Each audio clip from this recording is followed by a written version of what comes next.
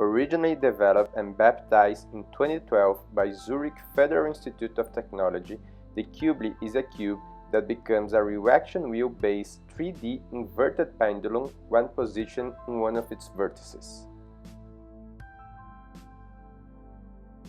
Our design device consists of a battery, a microcontroller, an orientation sensor, 3 reaction wheels fixed on 3 electric motors and driven by 3 individual controllers.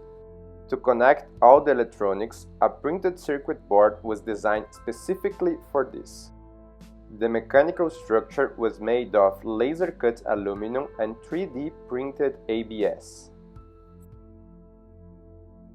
Thanks to the design control system, by positioning the Cubely in one of its edges, it manages to balance itself, just by moving the reaction wheel associated with that axis.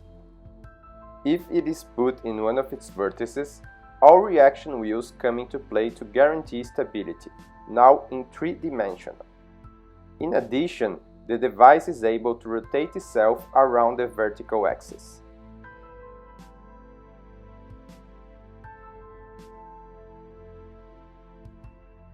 Due to its nonlinear controller, the Cubely is able to recover from disturbances far from its equilibrium position.